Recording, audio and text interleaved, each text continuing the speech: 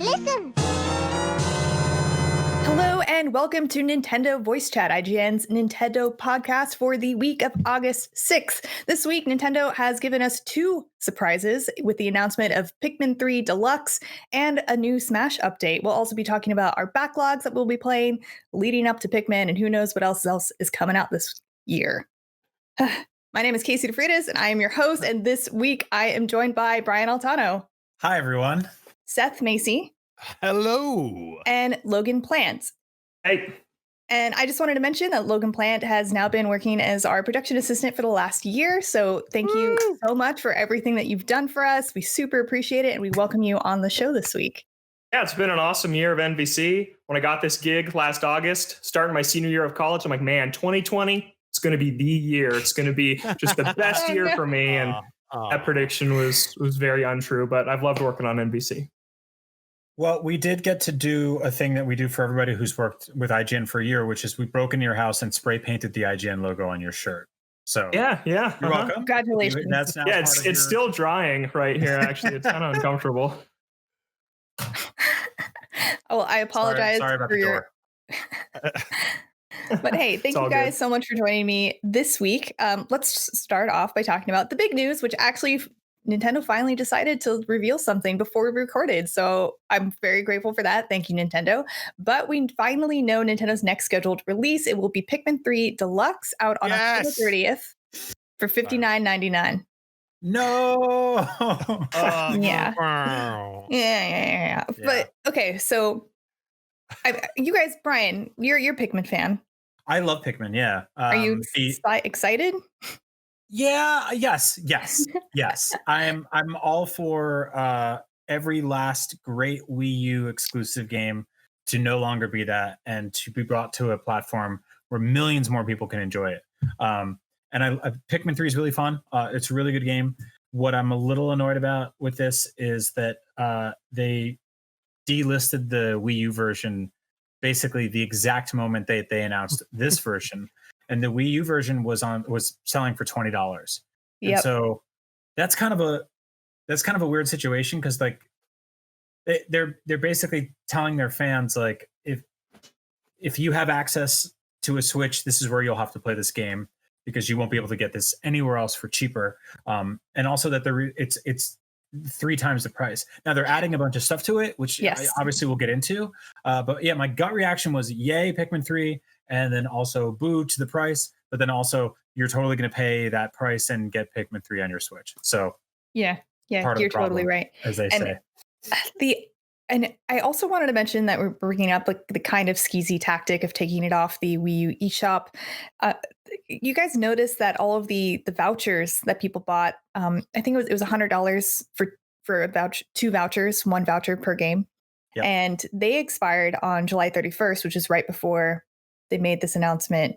I know at least one person in our podcast forums on Facebook mentioned that they actually called Nintendo customer service and asked for the vouchers to get an extension, and they granted him the extension by another year. Oh, wow. So, wow, cool. But it is now too late to do that. I'm sorry.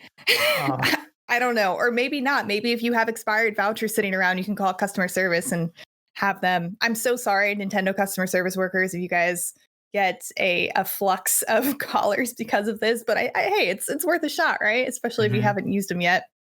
But yeah, that was kind of nefarious about this whole thing too. Like you mentioned, the vouchers, they were 2 for $100, which means for if you buy $60, a $60 game, you're saving $10 per game, which is it's a great deal. But they stopped selling them like a year ago. Yesterday, basically 2 days ago. And with the expiration, you could put them towards stuff that was available for pre-order, but because Pikmin 3 wasn't available for pre-order, you couldn't put it towards that. And Nintendo's been pretty quiet about announcing their 2020 lineup, rest of 2020 lineup. And so you didn't really have anywhere to put that money. And then they retired those vouchers. And then like 3 days later, they were like, Pikmin 3. And so like that kind of feels a little nefarious. Like I wish that had panned out a little bit better. Yeah, not crazy about that whole situation. I would have been more forgiving if they announced it like the day the vouchers expired, because then at least people would be like, oh, I have to spend it on this now. I mean, it still would have been a little bit questionable, but not nearly as nefarious as this was. I don't know, Logan and Seth, did you guys buy those vouchers? No, I didn't. I thought it was I would just spend the extra $10, and I'm not really a digital player. I mostly get physical stuff. But I thought another weird thing about it is like a third of the games you could get with a voucher were $50. So you weren't even saving anything on a bunch of the options. Yeah. So that was another kind of weird part about the voucher system. I was just never on board with the whole thing. Good. What about you, Seth? No, I didn't buy the vouchers. I actually forgot that was even a thing until today. So. Well, surprise for those of you. Well, I think a lot of you are probably in Seth's boat as well, where you didn't know it existed, which is fine. I mean, it's only a $10 saving, right, per game. But on that, I mean, that's 17% off a retail price. In fact, if you go to IGN Deals right now, you can see all kinds of $50 Nintendo Switch first-party games. welcome to NVC, where we shill IGN Deals and IGN Wikis all It's day, my every day. job. It is my job title. I have to do that. I'm bound. Hey, if there was ever a year to try to save some money, it's this one. So it is also true. Things are tight. Let's do it. But I know we kind of started this topic off slightly negatively, but we are. I mean, it still looks great. Pikmin 3 Deluxe version looks like it's going to add a lot of really cool new things. So even if you already even recently played Pikmin 3, like our very own Tom Marks, it might still be interesting to pick up and play again. So it adds a few things, including co-op for the whole story mode, new side story missions featuring Alamar and Louis. Why did I say Alamar? Alamar. Gosh, playable character in Pikmin 2. And there's a new Piclopedia feature returning from Pikmin 2 that allows you to collect info on creatures and earn in-game badges by completing certain objectives. There's new difficulty options, comes with all Pikmin 3 DLC. And like that's quite a lot. I mean, I'm stoked about having the whole game being co-op. That's pretty cool.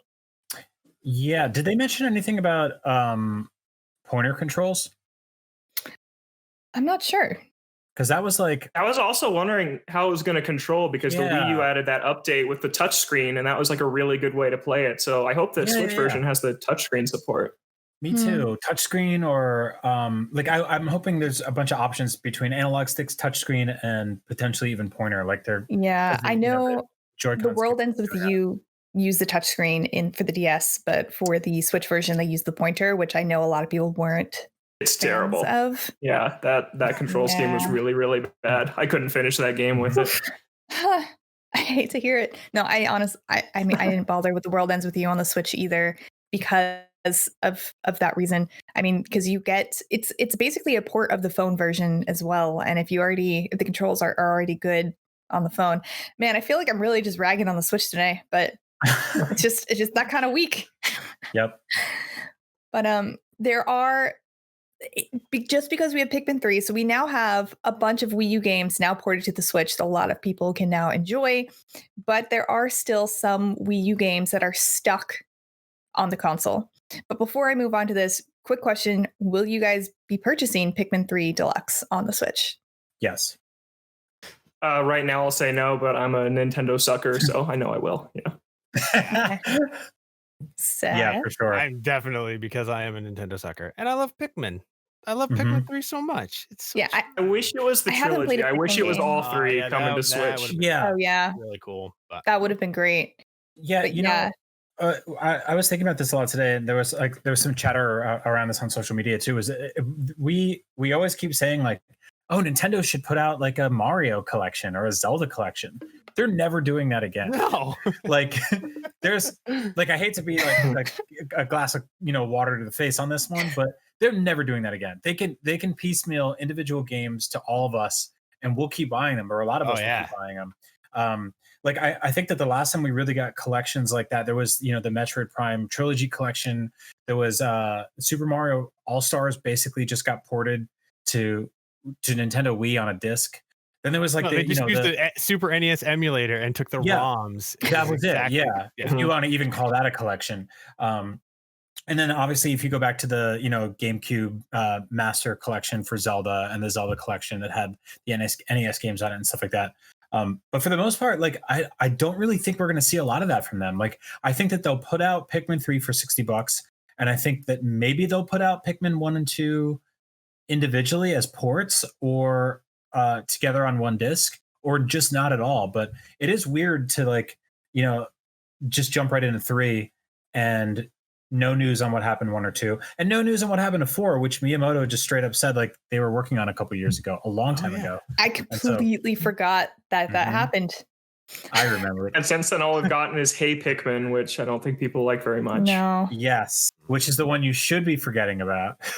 But I do want to say, at least they are just releasing one game for $60, but they're not like phoning it in with this port like they did with Tropical Freeze, which all they added was Funky Mode, and they actually upcharged it $10. Funky Mode, excuse me. Yeah, hey, I'll stand by that. It's better without what Funky Kong's appearance fee is just to walk through a club, $100,000. Yeah. That's where the upcharge came from in the price.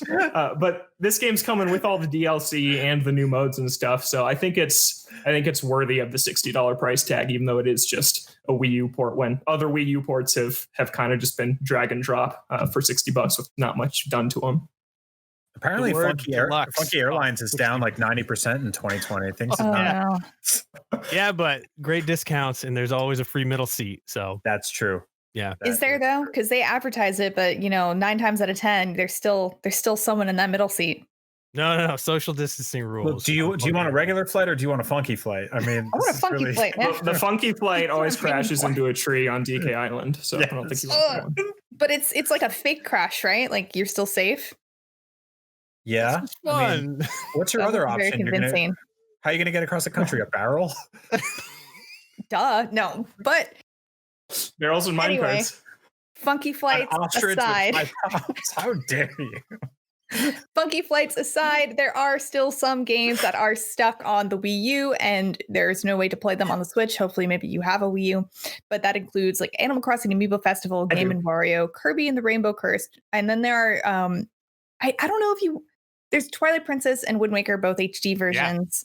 Yeah. And if they bring Wind Waker HD over to the Switch, they need to add something to it, which is the ability to invert your controls. Or else I will. That's right. This is your thing. I forgot about that. They need to fix one other thing. They added it for Twilight Princess HD. Yeah. Go on a quick tangent on Wind Waker real quick. Okay. So I love Wind Waker. It's one of my favorite Zeldas. I was playing replaying Wind Waker HD right before Breath of the Wild came out a few years ago, and I encountered a game-breaking glitch that ruins your save file for Wind Waker, and it's the Triforce Hunt part of the game, and there's these boats, just the ones with the cannons and like the Viking horns, and you need to shoot them down to get one of the pieces of the Triforce, and I looked it up. It's an issue in the GameCube version, and they didn't fix it for the Wii U version. Sometimes one of the ships that has a piece just doesn't have the piece, and you can't complete the Triforce, and you can't finish the game. And that's the last time I touched Wind Waker over 3 years ago, which sucks because I love that game. Yeah, that does. Oh, no. Well, so they need to fix that too. All right, Nintendo, inverted controls and fix that glitch. Oh, put it on I got it. They can put Wind Waker HD Deluxe, and it's got the glitch fixed. There you go. $6 now. Funky, yeah. And Logan, what they'll do to fix that problem is the second they announce that, they will delist the version you played on the spot, and so you'll never have. So it can never be played again.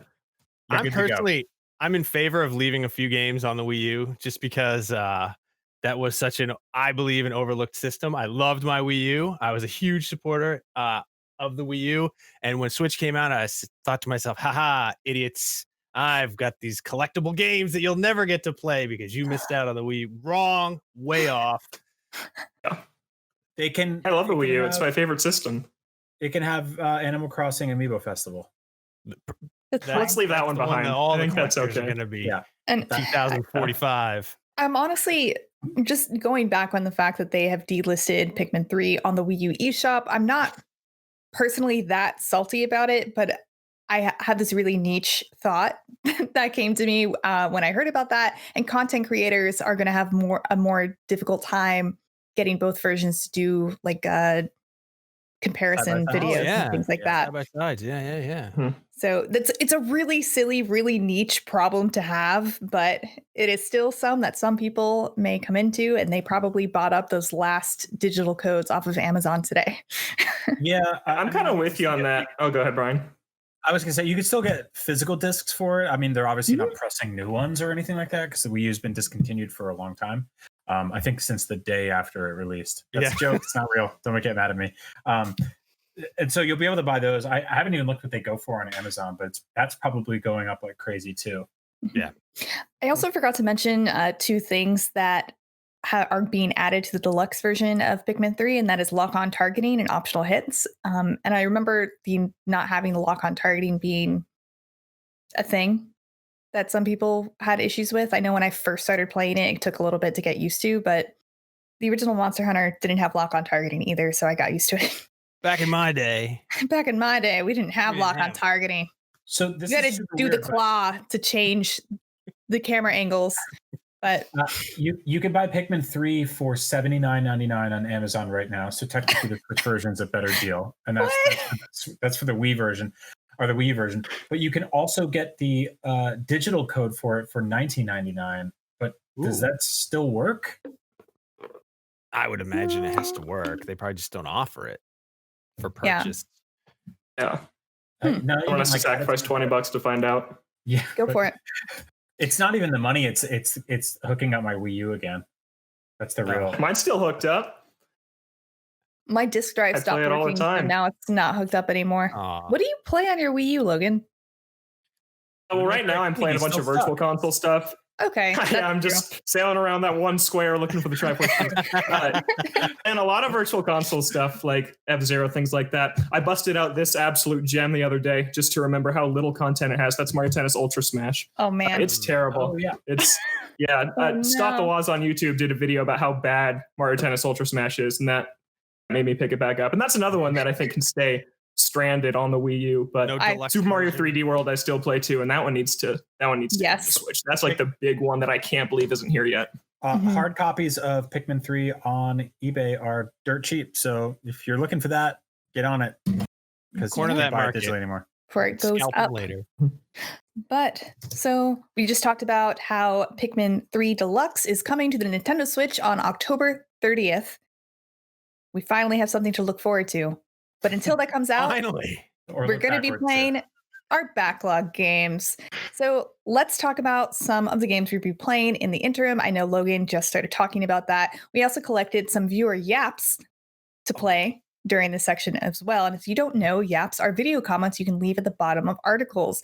We have been posting them on the main website, IGN.com, every week, and then posting that link in the Nintendo Voice Chat Podcast forums on Facebook. So join that group if you haven't already to be in the loop on those when we do calls for voice comments. But let's start it off. Seth, what games are in your backlog that you're going to be playing while we wait for Pikmin 3 and nothing else? Boy, where to even begin on the backlog? I have a bit of a problem where I'll buy games and then I'll just never play them. And that used to be only on Steam, but now I have like many games. Like I actually have Codename Steam. And it's rapper still, but I was just realizing the other day that I have a lot of JRPGs like Disgaea 5 and one of the Tales games that I really liked and I just never went back to play. So I think I'm gonna get lost in a world of magic and whimsy with some good old JRPG action on the Nintendo Switch, and when I'm not playing Nintendo games. Yeah. Brian, what about you? I'm actually doing a playthrough of all the Halo games and all the Yakuza games because I realized I totally missed those. And so this has been a good time to sort of catch up on a bunch of stuff that isn't on a Nintendo platform yet, although they should totally put a Yakuza game on there, or maybe Master Chief Collection. Who cares? Like Master Chief and Smash. Yeah, there was a rumor like a decade ago that Halo was going to be on 3DS. I remember that there were screenshots going around on that, I believe. Yeah, those turned out to be like fake, right? Wasn't that Matt Casamassima? Can we blame him for that? Former host of NVC. Matt, what are you doing? Matt, why are you making fake screenshots of Halo on the Nintendo 3DS? Get out of here. So yeah, that's probably it. And I'll probably dig through my Switch library and see what I always wanted to get back to, but haven't really had a chance for. Things have been kind of quiet, but I've been playing a bunch of small indie games on Switch, so I haven't really felt the need to dig into our backlogs just yet, but I'll get there. I've wanted to play Catherine. I know they came out with a new version this year, and it came out on Switch last month, and I want to get back into that. And I guess it's not technically a backlog game. It's just replaying an old favorite with some like new content. But I have a ton of games in my backlog that I haven't touched that I need to play. I mean, this isn't Nintendo, but I have Xbox Game Pass and I like don't use it nearly enough. But I never finished like What Remains of Edith Finch. I never finished the original Last of Us. I got The Last of Us, the first one kind of bored me. Don't come at me. But no, I completely agree. Completely disagree. Yeah, I need to go back and try and finish that. And as far as Nintendo, I got 70 hours in Monster Hunter Generations Ultimate, and then I just kind of stopped playing. But I think I want to get back into it because there are still monsters in that game that I have never fought before. Yeah, I honestly have so many more games in my backlog. It's kind of impossible to talk about. Like I have God Eater, and I just never picked it up, and it's on my Switch, and it's just sitting there, and I never even started the game. It's bad. It's awful. Same thing, Dragon Quest 11. I think a lot of people man, need to finish Dragon Quest 11. I gotta finish that. Yeah. Best JRPG of all time. Yeah, I have to play it.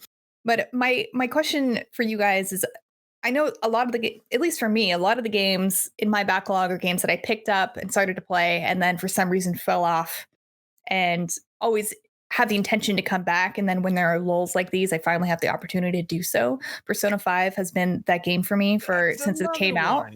Yeah. I have 80 hours in that game, still not done. But I want to know what makes you stop playing a game, whether it's on purpose or inadvertently, and what makes you eventually go back to it if you do. Logan. I think a new game coming out is definitely something that can derail me finishing something old. That's, I think, the easiest one. But I don't know. I'm pretty terrible. Ever since I got my own job, my own income the last few years, and it's like I can buy my own games. It's just like, oh, see that on sale for $8, buy it. There's probably 15 to 20 games on my Switch I haven't even opened. Like Okami, I've wanted to play that for years. It's sitting on my Switch untouched. And so I think that's actually a bigger thing than me. If I start a game, I'm more likely to finish it. But I think my bigger problem is buying games and never starting them, which is not good. I wish when you went to buy a game on Switch, a little pop-up showed up and it was like, are you actually going to play this? And you were like, no, sure? not for a while. And they're like, all right. Well, it's too easy on Switch now to buy a game. Like in the 3DS days, you had to go through like 20 steps to purchase a game. But now it's like, oh, buy it now. And there it is. You get that big square immediately pops up. It's so pretty. Yeah. And then it just gets pushed all the way down the row. Like, yeah. What about you, Brian? What makes you stop playing a game that you started? For me, it's usually like if and I love playing hard games, but if I play something that's just like designed like to feel cheap or repeatedly punishing me in a way that's like it's annoying to have to go through the same sequence over and over or watch the same cutscene over and over, I'll get like fatigued by a specific thing. Not necessarily like a boss I can't beat, because that's like at least a challenge, but something that's just like a frustrating, stupid section with bad checkpointing. I will just kind of be like, all right, I'll come back to this later. And then something else will pop up and then I'll never finish the game ever again. I quit Control for that reason. I couldn't stand the checkpointing in Control, so I never finished it. I did the same exact thing in the exact same game. I also didn't finish Control for pretty much the same reason. IGN's Game of the Year 2019. Seth, what do you think? I was trying to think, why do I stop playing a game even when I'm enjoying it? And I have no good answer. I just one day will just stop playing the game and I'll never come back to it. There's so many gigantic games that I absolutely love. Some of my favorite games of all times. I have never finished. I've never finished Red Dead Redemption 2. That might be my favorite game. I've never finished Metal Gear Solid 5. I have 160 hours into it. I've just run around trying to S rank every stupid level. I've never finished Skyrim. I don't even know how many. I bet it's 1,000 hours I have into Skyrim over the generations. There's no reason for me to be this way. That's just how I am. I just love a game. I'll be hyper focused. It's all actually, I don't want my kids to hear, but Skyrim helped me quit smoking because I was so obsessed with it. I just played it for the 3 days of the really hard withdrawals. And so yeah, I just hyper focus on a game, and then one day I'm just like, I'm not playing this anymore. You heard it here. Skyrim cures smoking addiction. I tell everybody, I'm like, find a game that you're obsessed with, quit cold turkey, and then when you have that urge to have a cigarette, just keep playing the game.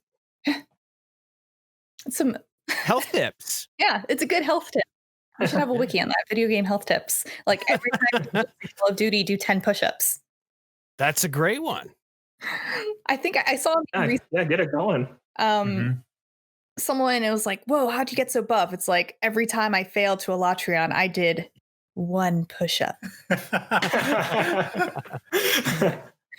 But I Seth, I wanted to touch on something. Sure.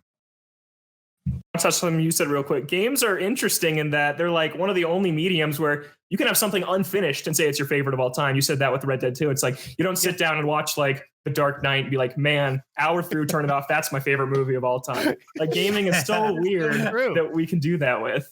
Yeah. I think there are a lot of games. I mean, I never finished the story in Skyrim either, but I think a lot of people are like that, where they put hundreds of hours into it and never bothered to finish the story. I didn't even play. I don't think I played any of the story. I was just like, oh, there's a cave and there's some monsters in it. I'll go inside. It's like, I know I shouldn't be able to fight this troll, but I'm going to do it anyway. Yep. But no, I think what pulls me from games is that when I play a game and I get really into it, I get a lot of enjoyment out of games from being good at them. And it takes me a while to build that kind of like the muscle memory to be good at a game and to remember all of the ins and outs from it, whether it's an action game like Sekiro, or if it's something with more systems like Rune Factory 4. And then I will inevitably get pulled onto a project for a wiki, and then I have to stop playing every other game except for the wiki game for a period of time. And usually by the time that period of time is done and I can go back to playing a game I want to play, it feels so intimidating to relearn everything I did that I don't know if I want to spend the hours of time getting back to the point I was, and then I just don't want to do it. That sounds like a really pessimistic way to look at things, but that in a bigger scope, I fell off of Final Fantasy 14 for a while, and that's online. And I went back in, and they had reworked the class that I played, the warrior, to the point where I would have to not only reset all of my quick access bars, but I would have to relearn the class entirely. And I was just like, nope. And I just never played that game ever again. Maybe I'm just lazy. I mean, like you don't come to this medium if you're not a little lazy. Like this is a medium fundamentally designed around sitting in place for a very long time and staring at something while doing the most minor bits of muscle movement. Like, and I love it for that, but this is not a rock climbing podcast. But on that note, we did get a few viewer yaps, and I wanted to check in on some. Skipped my backlog, Casey. Wait, we did. Logan, what's your backlog? I'm sorry. Sorry to interrupt, but I got a big one right here. I need to get it out to the thousands of NVC listeners so I can be held accountable to finish this game. Mario and Luigi, Partners in Time. It was the first game I ever got on the DS when I was but a wee child, and I was terrible at video games. And I got to the final boss, I think just running through areas, avoiding all the enemies, and I have been stuck on the final boss for 14 years since the game came out. And every so often I pick it up and try and play it again. And you save right before the final boss. So I've never wanted to go back and grind because you have to redo some sections to get back there. And so a couple months ago, I finally went back and I went to the armor shop, and I am wearing the base armor from the start of the game. Like, how did I even make it this far? So I've been grinding coins to get the best armor and all the best items. And this month, I'll say it, I'm going to finally beat this game that's been on my plate for 15 years. It'll be, I think, a spiritual experience when it finally happens. But momentous. That's my biggest one. Believe in you, Logan. You have to report back when you've done it. Actually, I want you to record yourself doing it so we can play it as a yap. I'll do that. That's a good idea. But on that note, I do want to play some other viewer yaps to see what you guys have been saving for your backlog. And the first one is from Charlie Gadsden. And he has a really huge list. And if I was being honest, my list would be more similar to his than what I revealed. Man, Nintendogs look so cool. Oh, this thing's on. Okay, well, my name is Charlie Gadsden, and I've quite the backlog. First of all, games that I've started on Switch but I haven't beaten. Final Fantasy X, 10-2, Good Job, Moving Out, Dragon Quest XI, the DLC for Celeste and Fire Emblem, Wargroove, Ni no Kuni, Untitled Goose Game, Starlink, Battle for Atlas, Ukulele, Valkyria Chronicles 4, Into the Breach, Shovel Knight, Mario World 2, Yoshi's Island, and Dead Cells. And then there's games that I downloaded, but I haven't even started yet. Collection of Mana, 7 Billion Humans, Final Fantasy 12, Xenoblade Chronicles Definitive Edition, Moonlighter, Cuphead, and the DK DLC for Mario Rabbids. And that's it. Whoop. That's it. Wow. I think if I sat down and went through my Switch, I would have like a very similar list to that. That is terrifying. Yeah, no, same. He threw in a couple. There's like Xenoblade's like 100-hour game. He just casually threw it in there. Yeah. No big deal.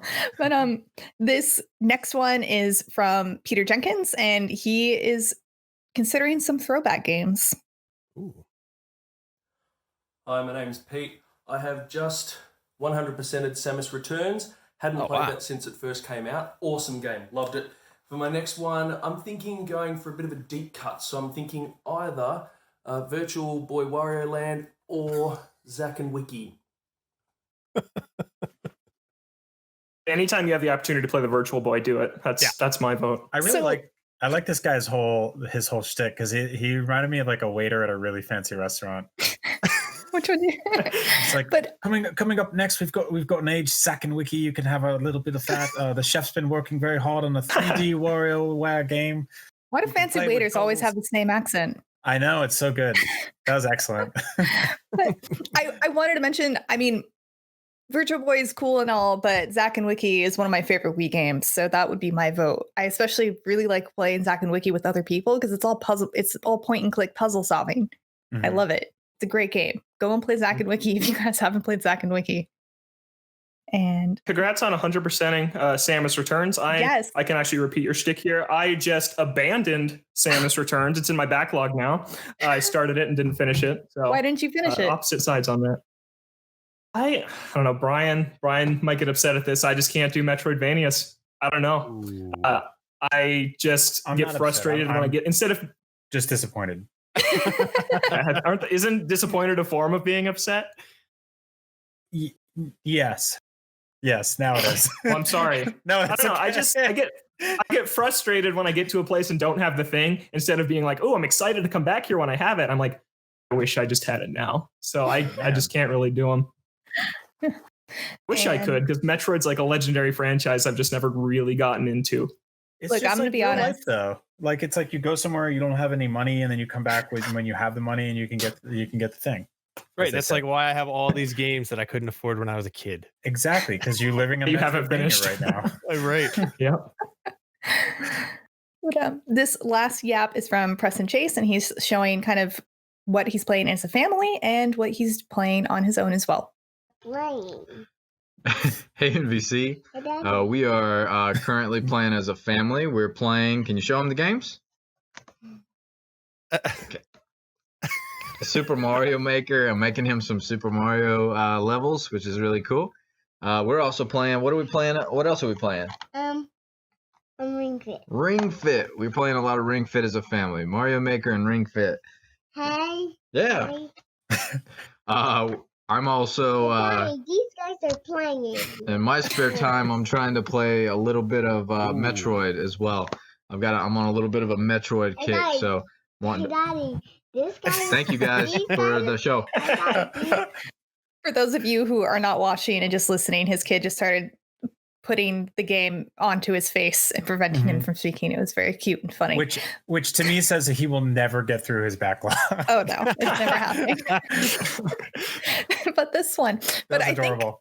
think there's a good point to be taken out of this, and that I mean, Ring Fit and Mario Maker are not new games, but they have a lot of replayability, and I think a lot of Nintendo games have that. Like, I mean, I still play Smash, Mario Party, Ring Fit, Mario Maker. They all have so much replayability that even if they can perpetually be a part of your backlog. So we just talked about some of our Nintendo backlog games we will be playing while we await for more. And I completely forgot. So I know that we are getting Pikmin 3 Deluxe in October this year, but we're also getting a Pokemon Snap this year, supposedly, maybe. Oh yeah, that's right. And I forgot that was happening. So now I have two things to look forward to. Thanks, Nintendo. But up next, I did want to talk about some cool Nintendo stuff, including the NES Lego set that Brian has. And I also got the Genki Covert dock that I'm excited to talk about. But first, Brian, show us your NES Lego set. It looked really cool. Envious. Sure thing. So over the weekend on Saturday, Nintendo and Lego, who had originally announced a partnership a while back with the sort of Lego Mario toys, which were, kind of doofy looking sort of figurines that had some interactive stuff. We'll talk about those in a second. I was a little bummed out when I first heard about that partnership because it wasn't really specifically for my warped age group of adult child men who buy toys still. It was much more clearly aimed at children, although that didn't stop a lot of my friends, such as you, Mike Drucker, from buying all of the toys. I was looking for something a little bit more sort of like classic Lego, and they put out this Lego NES, which is one of the coolest sets they've ever done. It's expensive. It's $229.99. It's around 2,646 pieces. But it is a air quotes like working NES. You can't plug it in anything, but it does have a sort of, as you can see, it has the latch in the front opens and closes. It's got those weird little knobs on the side, those flaps that open up. I never understood that. You can actually, it's got a spring-loaded cartridge slot. No way. You can listen to that. Oh, that awesome. Sounds like an That's NES. very satisfying. Yeah. Is it 1-to-1? Is it like the right size? No, so that's where it gets a little weird. So there's a controller too that comes with a cable, and now the controller is 1-to-1 to the controller that you probably most recently saw as part of the classic NES, right? Or maybe you got those Nintendo Joy-Cons that were actual size to the original NES controllers. The console itself and the Super Mario Kart itself are a little bit smaller, so it's kind of weird, but it's such a cute little set. Like it's just really, really cool. And you build every piece. There's only like a few stickers in the entire set, and there is an Easter egg here that I don't know if I want to spoil because I know some of you at home are still waiting for it. But I'll just say there is a specific part of this thing that I was building, and about halfway through building it, I realized I was building something that was like a really cool little nod that has to do with the sort of theme that's happening here, but wasn't integral to the actual architecture of the original NES console. But by pulling up on a small flap on the side of the system, you can see it. And so I don't want to spoil it, even though like the information's out there. But if you're one of the people still excited for this thing, or you ordered one, then just be excited because it's really cool. Lastly, this is basically 2 sets in one. It also shipped with a television, which is an entire other thing. This is an old school sort of CRT It's really TV. cool looking. Yeah, it's an That's awesome. Oh, so cool. It's got like clicking knobs like that. You know, makes that noise. UHF noise. Yeah, it's got an antenna that tucks into the back. And the coolest thing about it, let's see if I can get this to work, is it plays Mario. And so it's weird how it does that, right? Because it's basically like you have to twist this thing and an entire like game inside the system will scroll. And as you can see, like it does get stuck every now and then, but it's like a little 8-bit Mario that stands like on this thing. And as you turn it, like he will climb up and down things and jump and fall. And it's just really weird, really clever. Some modders on YouTube have already pulled apart the guts of all of these things and put a working NES inside it, put a screen inside this to turn it into an actual television. I have a feeling because the way this thing works is it's insane. So you're basically building this giant rotating sort of like, think of just like a huge kind of like roll the spools of paper or something like that, but out of bricks, and it's all pixel art. And so you go in there and you add piece by piece and you build out an entire Mario level. And when you're done, it scrolls infinitely, which is sort of this perpetual hell for Mario to live in. But yeah, that's fine. It's entertaining for us. Yeah, I will say like I've been, buying Lego here and there for years, building Legos. This is one of my favorite builds that I've ever done. It's a super fun build. It's also like a really awesome thing to display because it's just this big chunky box. It doesn't really feel like I have a Lego Millennium Falcon, and it's like it just accumulates dust, and you have to open up the flaps, and it's also really delicate. This is just like two big rectangles, and so yeah, check those out. They sold out, but I have a feeling they'll put some more up for sale. Yeah, they're coming to soon. wider availability later in the year, like retail, like Target and Walmart, Yeah. probably, and Amazon probably. So Cool. Yeah, which is really, really awesome. It also, like, selfishly, it makes me want. First of all, I want more carts. I want them to do a gold Zelda one. That'd be super cool. That'd be awesome. I'm hoping that somebody just kind of reverse engineers the instructions here and figures out how to do that. And secondly, I want them to make like a Game Boy, a Super Nintendo, an N64, like a GameCube. So you can have a whole Lego Nintendo collection. I want a GameCube. Yeah, I feel like a single that would be really 4x4 cool. purple brick. It's a tiny Nintendo GameCube. It is worth pointing out this is expensive. It's actually fairly on the cheaper side for Lego. Lego is always an expensive company, but yes, you can buy like 2 working NESs for this cost. You can almost buy a Switch Lite. You probably buy a used Switch Lite for this cost. So, And it is $229.99. You can get a Switch Lite for less. Oh yeah, Switch Lite's $199. So you could probably get the Switch Lite and like a couple of used games for less than that. I mean, and the Switch is $299. So, but for collectors, it seems really cool. Yeah, totally. And yeah. I did want to quickly just mention that the Lego Super Mario sets are available now as well, and these are a little bit more interactive than the NES Lego sets. There are so many expansion sets that don't come with, but you can add on to the Adventures with Mario starter course, which is $59.99. And then you have expansion sets all the way up to $99.99, which is Bowser's Castle Boss Battle expansion, which I feel like if you're going to get the starter course, you're going to want to have Bowser's Castle Boss Battle expansion. Yeah. But I mean, the starter course comes with Mario and Bowser Jr., which is like, that's not how any Mario game ends. So, no, you know, you need Bowser.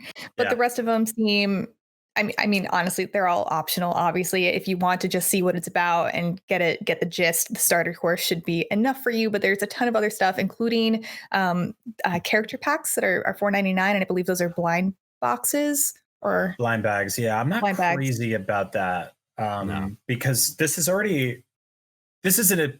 pretty expensive sort of like hole to fall in. With the initial pack costing $60 and additional packs costing anywhere between 20, 30, 40, 50, 60, 100.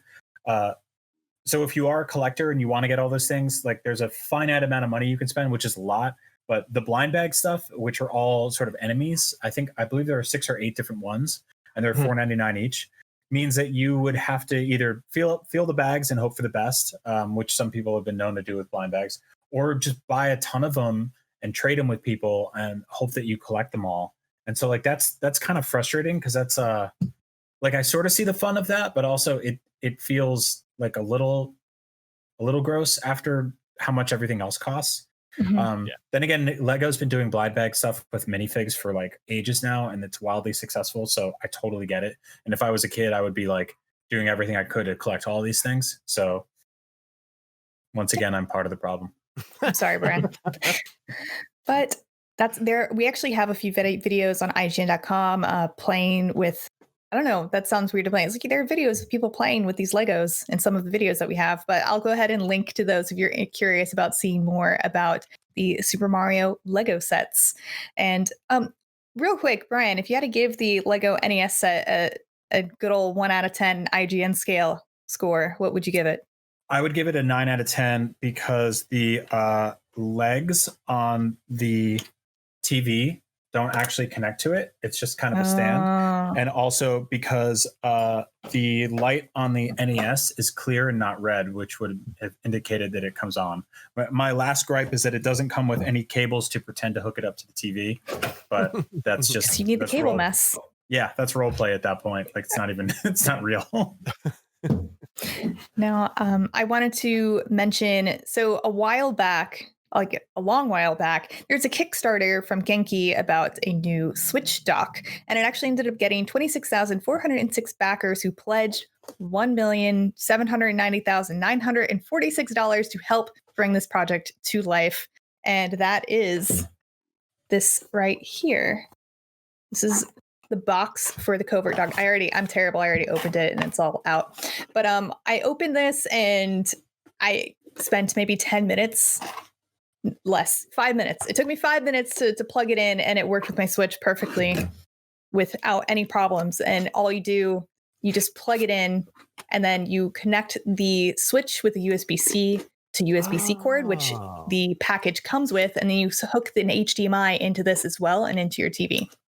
And it worked perfectly. I had no problems. Usually I have to finagle with these things a little bit, but yeah, no issues whatsoever. And this kit actually also comes with, so you can close this, and it has, I'm not totally sure how this works, but it has they have adapters for when you're traveling internationally. So it basically comes with everything a Switch owner on the go needs, and I'm very glad that this worked totally well. And you can also use this like as your Switch charger as well, because it just USB-C to USB-C, it charges the Switch at the same time. I'm super happy with this. Full disclosure, they did send this to me for free to check out, but I was super excited about this, and I was really looking forward to using this while going on all of my trips this year, because I thought I was going back to Germany, and then that's not happening. But now I do have it for whenever that does happen. And the Genki Covert Dock is $74.99, and it's kind of pricey. I thought that they were coming out with a cheaper version that didn't come with all of the, because there are quite a few adapters here, depending for like international travel. Right. And I think that's kind of part of what you're paying for. Yeah. Full disclosure, I backed this Kickstarter and was super excited for it. And mine's here, and it's in the box still because I haven't been traveling either. And I really miss being the Switch player on the go. That's gone away. But yeah, the regular dock is, I believe, $90. Oh yeah, so this is cheaper than the regular dock. Yeah. Good luck finding the regular dock. Yeah. Oh really? Yeah, they're impossible. The regular Switch interesting. dock, yeah. I didn't know that. Oh, yeah. I will say too, it's worth mentioning because I talked about my horror stories on the show. I tested a third-party like Nyko dock a while back that was supposed to be sort of like this, and it made it so I couldn't dock my Switch again. And I told that whole horror story on the show about mailing my Switch to Nintendo. And I believe that was the cause of it. So I was super hesitant about this. But reading up on this product, Genki did just an insane amount of research on this. This wasn't something that they just like pushed out the door like Nyko did with their thing. This is something that they've meticulously, painstakingly tested repeatedly. And so, I backed this with confidence. And the design of it's really cool. It's got this little travel pouch and everything. And yeah, I'm super bummed, Casey. Like we were probably a week and a half away from like getting on the airplane and going to Germany this year. Yep. I was going to go to London for Pokemon World Championships and go to Germany for Gamescom. Yep. Wear a mask, everyone. Yeah, please. Please let Americans travel again. Let's get this over with. Gosh. But anyway, that is about it for our cool stuff that we wanted to show off, not to make anyone jealous, but the stuff is out there and you can now purchase it yourself and be a proud owner of a Genki Covert Dock or the NES Lego set once it becomes available again, or the Super Mario Lego sets as well. And I did want to move on to some more news, even though we are very rapidly running out of time, but very quickly, Nintendo has dropped a free Smash update. Just out of the blue, randomly. Didn't tell anyone it was happening. And then all of a sudden it's like, what? There's a new field? But yeah, there is a new stage called Small Battlefield. And basically it's basically Pokemon Stadium 2, but a little bit smaller, or the regular battlefield map without the center platform. And I believe it's easier to jump onto the platforms without having to like finagle things. And there are some competitive things to think about, but I'm not going to get into that. You can also play any song on any of the 3 Battlefield stages in Final Destination. There's a stage selection screen, got a slight redesign, and there have also been some tweaks to online that no one is totally sure about what they did, but apparently it works a little bit better, and it is now easier to get into Elite Smash, which should fix the issues of being matched up with people as well online. Yeah. You guys still playing Smash? Going to check out the new stage, even though it's pretty simple?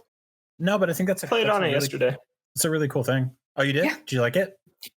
Yeah, I do. I mean, it was kind of weird. I found this on Twitter yesterday, and after radio silence from Nintendo on news and announcements, I'm like, is this real? I was like looking for the verified check mark. I'm like, guess this is a real stage and not someone who just edited off the top platform of Battlefield. So it's really random, but it's cool that it's free for everybody. And it's the first time I can remember Sakurai actually is doing something with the competitive community in mind, stage-wise. So I think it's cool. Yeah. I think it's a really good sign as well. And it was kind of the way they released it was very humble. I mean, they could have made a bigger deal about it and they didn't. They just kind of dropped it and was like, here you go. And I think that says a lot about Sakurai and Nintendo wanting to continue giving support to Smash. Did they delist the old stage? No. Oh, okay. It's still there right next to it. You can pick it with very, very small changes. And most people probably won't care that much, but it's there for people who do. In other small news, there is No More Heroes Switch port has been rated in Taiwan. So we know that it might be coming. And in 2018, Suda51 teased that he had been talking with Marvelous about potential Switch ports for No More Heroes and its 2010 sequel, Desperate Struggle. Would you guys replay No More Heroes on the Switch? Oh, yes. Yes, absolutely. I love that game. That game is awesome. I never played it, so. Oh, man. Yeah. Add it to the backlog. It's put it in the pile. You can definitely buy the JPEG and watch it slide down the row. Yeah, no, I love this game. And I think it's we were just talking before about about Nintendo putting Pikmin 3 out but not having a way to play Pikmin 1 and 2. I think this is such an awesome idea.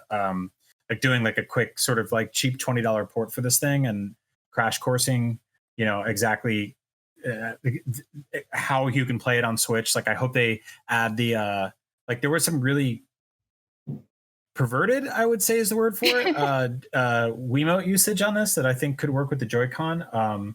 And so hopefully that they figure out a way to port that over too. But yeah, I would totally play this game again. It's super funny. Yeah, I would as well. And in some other small news, this is kind of more funny and not newsy, but it's interesting, and I wanted to bring it up. But someone noticed in a historical fiction novel by John Boyne, it's a book called The Traveler at the Gates of Wisdom. He mentions some stuff from Zelda Breath of the Wild. And in this, there's an excerpt from this book talking about creating dye. And in it, he says that they use the red Lizalfos and 4 Hylian shrooms. And the funny thing is that if you look up, I think if you just Google red dye, the first page that comes up is one of those Google box outs for a wiki page about red dye in Breath of the Wild. Nice. So we assume that's what happened. It's kind of funny. Yeah, ingredients, red dye clothes, and that's the first thing that comes up. Yeah, that's a bummer because I mean you can't really patch a book. No, I mean you can there forever. But yeah, but no, it's kind of cool. There's this is an official Zelda book now. Canonically. Yeah. It was based off of history according to this historical fiction novel, which based it off. There's it on the timeline. Yeah, but the recipe has key swing, and it's nothing stopped your head to be what? Yeah, I don't know. I don't know how you looked at it. I guess maybe they looked at just the Google box out and didn't read the URL. Because if you look at the Google box out, it's just a bullet point list of ingredients. So I mean, if you don't know, you don't know. I just like the idea that somebody researched a book for historical fiction and then just called it in on this one detail. They're like, red dye. I don't know. Google it. Yeah. Red Rizalfos tales. They should have gone to the 18th Century Cooking Channel. He probably has an episode about that. Probably. But there is one more piece of news which is kind of disappointing, and it looks like Universal Orlando's Super Nintendo World has been delayed indefinitely. It was originally going to open to the public in 2023, and now they're not so sure. 2023 is still pretty far away, and that makes me really worried, because if they're worried about 2023, should I be worried about 2023? Are we going to have 2 more years of this? We don't. Internally screaming. But thanks for that pessimism, Orlando Universal Studios. I appreciate it. Not at all. But that was all the news for this week. And I wanted to very quickly just mention some games out this week that Tom Marks left for us. And this was Skully, which is a 3D adventure game. And please, if any of you guys have anything to say about any of these games, stop me and you can talk. But Skully is a 3D adventure game where you roll around as a skull really fast and then become different elemental golems to solve other puzzles. Tom says this doesn't have the best reviews so far, so maybe check that out before. I know it sounds really cool, right? It sounds interesting. I was super into it. And then there is Swimsanity, exclamation point, where it's a side-scrolling underwater co-op shmup style thing. Tom says it looks pretty neat, ? And lastly, there's Aery Broken Memories, where you fly around as a bird and look at pretty areas for only $15, which sounds very nice and relaxing. That does sound good. Sounds relaxing. I'm into that. Yeah. I need that this year. Yeah, I think I might actually pick that up. I mean, $15 is one of those prices where I'm just like, hard to beat. Yeah, I'll play that. I'll play it. I'll do it. I'll check it out. Sounds chill. Let's do it. Hit the Switch icon. Yeah, there we go. And I know we already spent a lot of time talking about our backlog and games that we're playing, but I know I wanted to mention, Logan, you're playing Paper Mario and F-Zero. Yeah. Tell us about it. I'm really into both of them right now. I think Origami King is great. I think it's easily the best Paper Mario since the first two on N64 and GameCube.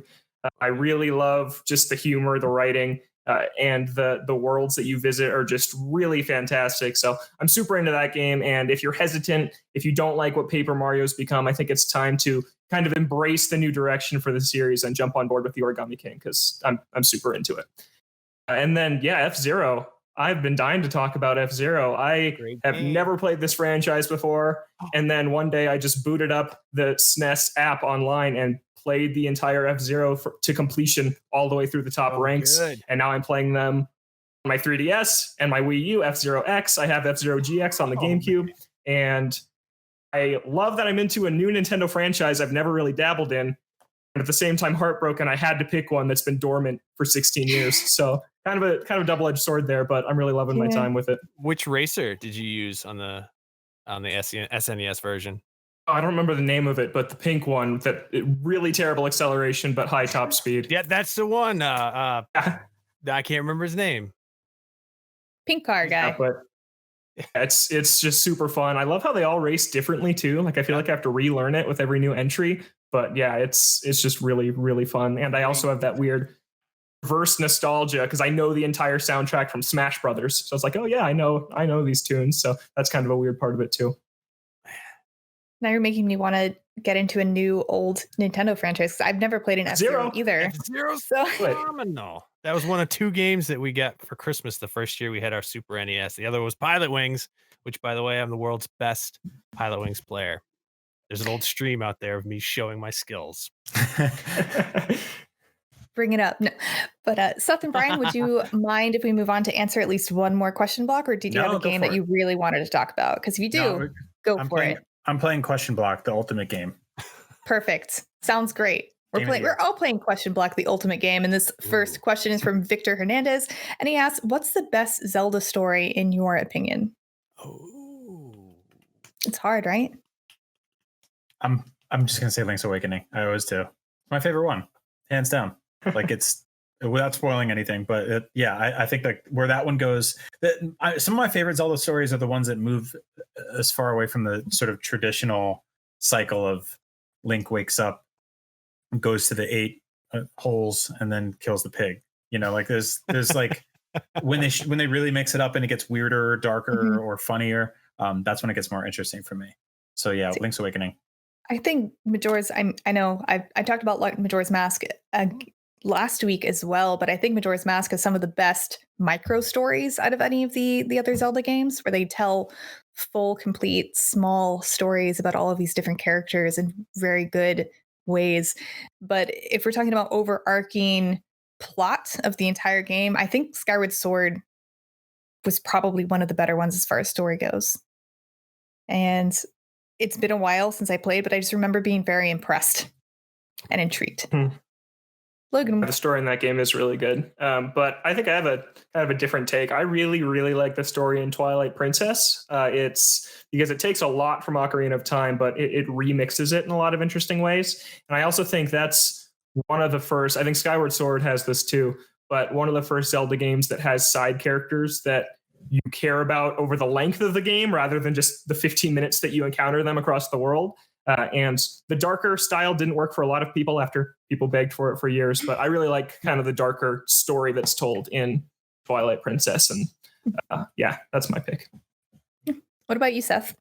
I'm thinking about it, and I think maybe Breath of the Wild is my favorite, even though the story is pretty straightforward. I just like the whole world that it builds and the supporting characters that they support the story that's there. And I think that one definitely is my favorite, even though it's not like a linear like A to B sort of story. And with that, that is about all of the time we have left for Nintendo Voice Chat this week. Remember, you can check out NVC every Thursday at 3 p.m. on your favorite podcasting platform like YouTube or Spotify or IGN.com. And remember, NVC is the only place you can Get the thing. The thing.